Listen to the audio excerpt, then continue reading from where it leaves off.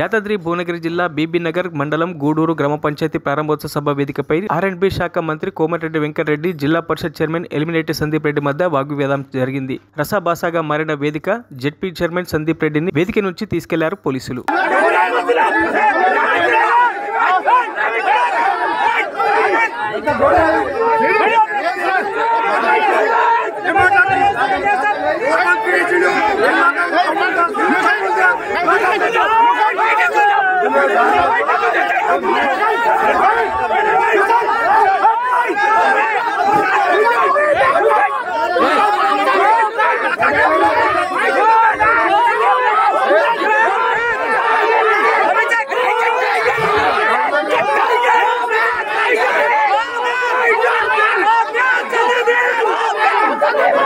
మరిన్ని అప్డేట్స్ కోసం మా ఛానల్ని సబ్స్క్రైబ్ చేయండి.